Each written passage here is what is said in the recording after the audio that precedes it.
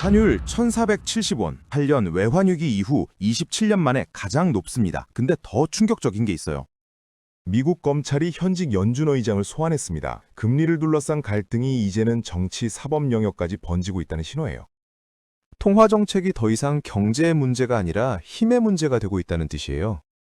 트럼프가 금리 내리라고 압박하는데 파월 의장이 맞서니까 수사로 협박하는 거예요. 이게 왜 우리 문제냐고요? 미국이 지금 한국한테 환율 매달 보고하라고 요구하고 있어요. 감시하겠다는 겁니다.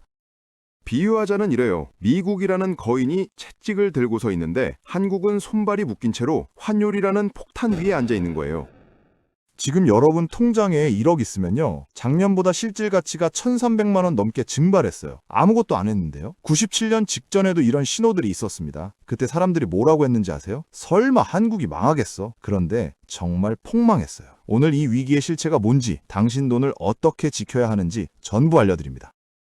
자, 우선 시작하기 전에 구독, 좋아요는 사랑입니다. 1997년 12월 23일 환율이 1962원을 찍었습니다. 하루 만에 200원씩 뛰었어요. 은행 앞에 사람들이 줄을 섰어요. 달러 바꿔달라고요. 은행 직원이 뭐라고 했는지 아세요? 없어요. 달러 없어요. 그게 바로 외환위기예요. 달러가 없어서 나라가 망한 겁니다. IMF한테 돈 빌리러 갔어요. 그 조건이 뭐였냐면요. 기업 구조 조정하고 금리 올리고 긴축해라. 금리가 얼마까지 올랐는지 아세요? 30%까지 갔어요. 대출이자가 3배로 뛰었습니다. 월 100만 원 내던 이자가 300만 원이 된 거예요. 집 팔아도 빚 못 갚는 사람들이 속출했어요. 대기업들이 줄줄이 쓰러졌습니다. 혜태, 기아, 쌍방울, 진로, 이름만 대면 아는 기업들이요. 직장을 잃은 가장들이 그야말로 쏟아져 나왔습니다.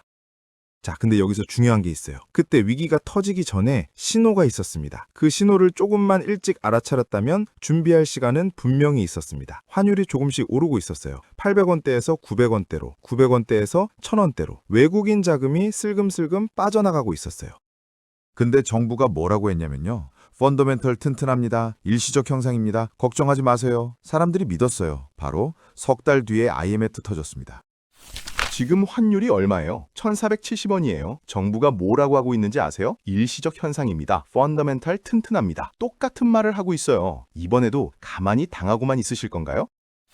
먼저 우리는 지금 미국에서 무슨 일이 일어나고 있는지 아셔야 합니다. 미국이 한국한테 요구한 게 있어요. 환율 개입 내역을 매달 보고해라. 이게 무슨 뜻이냐면요. 한국은행이 환율 조절하려고 달러를 사고 팔잖아요. 환율 너무 오르면 달러 팔아서 내리고 너무 내리면 달러 사서 올리고 이런 개입을 했으면 미국한테 낱낱이 보고하라는 거예요. 왜 이런 요구를 할까요? 아까 말씀드렸죠. 트럼프는 달러 강세가 미국 경제에 불리하다고 보고 있습니다. 달러 가치가 높아질수록 미국 수출 기업들은 손해를 보거든요. 달러 가치가 내려가면 다른 나라 통화에는 강해져야 한다는 압력이 생깁니다. 그런데 한국이 개입해서 원화를 계속 약하게 유지하면 어떻게 될까요? 미국 입장에서는 손해입니다. 쉽게 비유하면 이래요. 미국 가게가 손님 끌려고 30% 할인을 해요. 근데 옆에 한국 가게가 몰래 40% 할인을 걸어버리는 거예요. 미국 가게 입장에서는 억울하죠? 그래서 앞으로 할인할 때마다 보고해. 이렇게 나오는 거죠. 더 무서운 게 있어요. 미국 재무부가 매년 2번씩 환율 보고서를 내요. 거기에 환율 조작국이라는 게 있어요. 여기 이름 올라가면 끝장이에요. 관세 폭탄 맞고 무역 제재 당하고 외국인 투자자들이 돈 빼가요. 97년에 외국인 자금이 빠져나가서 뭐가 됐다고요? IMF 터졌잖아요. 한국이 지금 뭐냐면요. 관찰 대상국이에요. 조작국 바로 전 단계라는 말입니다. 노란불 들어온 거예요. 그래서 한국 정부가 함부로 환율에 손을 댈 수 없는 겁니다. 환율 조작국으로 찍히는 순간 그 대가는 너무 크거든요. 말 그대로 손발이 묶여있는 상태입니다. 그렇다고 정부가 가만히 있었던 건 아닙니다. 가능한 범위 안에서 외환 시장에 개입했고 국민연금까지 동원했습니다. 그 결과 작년 12월 말 환율은 한때 1,330원대까지 내려갔습니다. 하지만 거기까지였습니다. 새해 들어 다시 슬금슬금 오르다니 어느새 1470원대로 복귀했습니다. 내리긴 했지만 버티지 못했습니다. 그야말로 최악의 상황입니다. 걷잡을 수 없다는 뜻이죠. 자, 그럼 질문이 생깁니다. 미국 정부까지 개입해서 달러 강세를 완화하려는 방향으로 움직이면 원화는 강해져야 하는 거 아니냐는 겁니다. 맞아요. 이론적으로는요. 근데 현실은 정반대로 가고 있어요.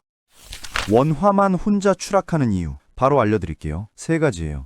첫 번째, 가계부채예요. 이게 근본 원인이에요. 한국 가계부채가 GDP 대비 90%를 넘어요. 세계 최고 수준이에요. 집값 오를 때 빚내서 집 산 분들 많잖아요. 그 빚이 전부 쌓여 있어요. 지금 주택담보대출 금리가 이미 7%를 넘보고 있어요. 기준금리는 2.5%인데 실제 대출이자는 6%, 7%예요. 여기서 기준금리 더 올리면요, 빚 있는 사람들 줄줄이 쓰러져요.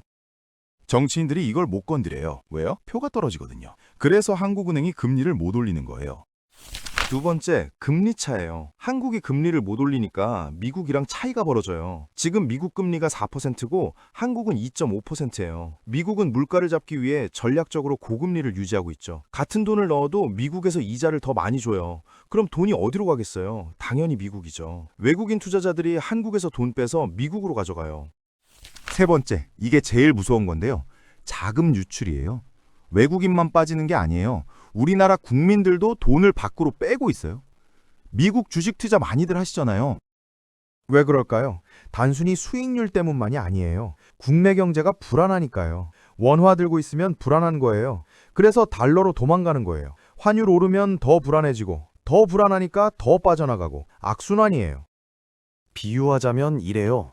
욕조에 물 받는데 배수구 마개가 빠진 거예요. 물은 계속 새고 있는데 수도꼭지를 더 틀 수도 없어요. 수압 올리면 파이프가 터지거든요. 빚이 파이프예요. 금리 올리면 터져요. 외국인들이 이 구조를 다 보고 있어요. 한국 위험하네, 돈 빼자. 그래서 원화만 혼자 추락하는 겁니다. 자, 그럼 이게 왜 당신 문제냐고요? 환율이 오르면 뭐가 어떻게 되는 걸까요? 쉽게 말씀드릴게요. 당신 통장에 있는 돈이 쪼그라드는 거예요. 눈에 안 보여서 그렇지 실제로 줄어들고 있어요. 예를 들어 볼게요. 작년 이맘때 환율이 1,300원대였어요. 지금 1,470원이에요. 170원 올랐어요. 이게 뭘 의미하냐면요. 1억 원 가지고 있던 사람이요. 작년에는 7만 7천 달러였어요. 지금은요. 6만 8천 달러예요. 9천 달러가 증발한 거예요. 우리 돈으로 1,300만 원이에요. 아무것도 안 했는데 1,300만 원이 사라진 거예요. 이게 끝이 아니에요.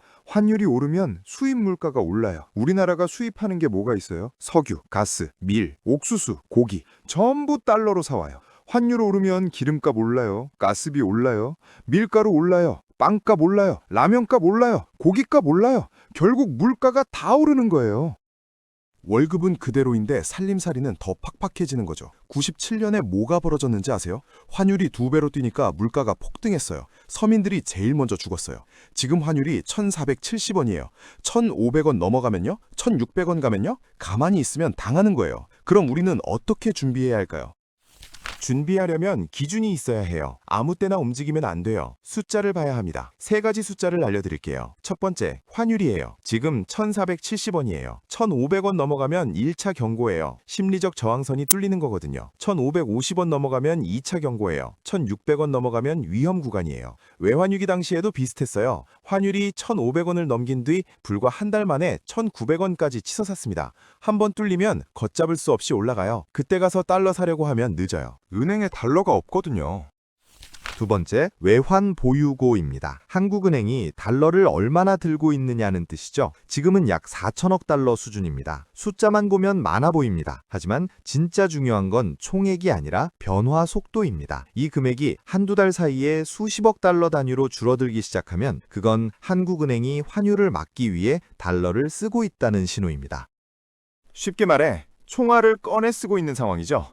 기준을 드리겠습니다. 3,800억 달러 아래로 내려가기 시작하면 1차 경계, 3,600억 달러 선이 무너지면 위험 신호, 그 아래로 추세적으로 감소하면 매우 위험한 국면입니다. 1997년 외환위기도 똑같았습니다. 외환보유고가 급격히 줄어들었고 막판에는 시장을 방어할 달러 자체가 사라졌습니다. 그래서 IMF로 간 겁니다. 외환 보유고가 소폭 감소했다. 환율 안정화를 위해 시장 개입. 이런 표현이 반복되기 시작하면 이미 방어전이 들어간 겁니다. 이 말이 잦아질수록 상황은 좋지 않다고 보시면 됩니다.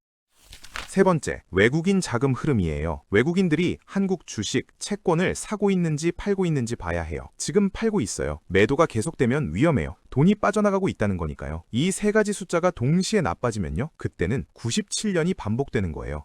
지금은 아직 시간이 있어요. 준비할 수 있어요. 그럼 구체적으로 뭘 해야 할까요? 준비는 복잡하지 않습니다. 딱 3가지만 하세요. 첫 번째, 원화 비중을 줄이세요. 이건 투자 이야기가 아닙니다. 방어입니다. 은행 앱 열고 외화 예금 하나 만드세요. 10분이면 됩니다. 전 재산 바꾸라는 말 아닙니다. 자산의 30-40% 정도만 달러로 옮기세요. 이건 돈을 불리는 게 아니라 환율 폭탄을 피하는 최소한의 안전벨트입니다. 두 번째, 한 번에 움직이지 마세요. 환율은 위로도 아래로도 흔들립니다. 이번 달 30%, 다음 달 30%, 그 다음 달 나머지 이렇게 나누면 타이밍을 맞추려다 망할 일 없습니다. 목표는 싸게 사는 게 아니라 평균으로 가져가는 것입니다. 세 번째, 달러를 그냥 놀리지 마세요. 달러를 들고만 있으면 방어에서 끝입니다. 이제는 달러로 된 자산을 하나씩 만들어야 합니다. 달러 예금도 있고 미국 주식도 있고 달러 ETF도 있습니다. 수익을 노리라는 말이 아닙니다. 달러 기준에서 돈이 굴러가게 만들라는 뜻입니다. 그리고 마지막으로 이 말은 꼭 드리겠습니다. 오늘 아세요? 위기는 항상 조금 더 지켜보자는 사람부터 잡아먹습니다. 1997년도 그랬습니다. 준비한 사람은 선택지가 있었고 준비하지 않은 사람은 선택당했습니다. 정리하겠습니다. 지금 환율 1470원, IMF 이후 27년 만에 최고예요. 미국은 연준 의장을 검찰에 세웠어요. 한국을 환율 감시하고 있어요. 한국은요? 가계부채 때문에 금리도 못 올려요. 돈은 계속 빠져나가고 있어요. 원화만 혼자 추락하고 있어요. 이 장면 낯설지 않죠? 97년 직전에도 똑같았습니다. 그때도 다들 이렇게 말했습니다. 설마 한국이 망하겠어. 그 말을 믿은 사람들은 전 재산을 잃었고 준비한 사람들은 위기 속에서 자산을 지켰습니다. 똑같은 돈을 가지고 있었는데 결과는 완전히 달랐습니다. 차이는 능력이 아니었습니다. 준비였습니다. 지금 이 영상을 보고 계신 분들은 두 부류로 나뉩니다. 좋은 정보네 하고 끄는 사람, 그리고 오늘 당장 자산의 일부를 움직이는 사람. 이번에는 설마가 아니라 현실입니다. 오늘 영상이 도움이 되셨다면 구독과 좋아요로 함께 해주세요. 여러분의 소중한 자산 함께 지켜나가겠습니다.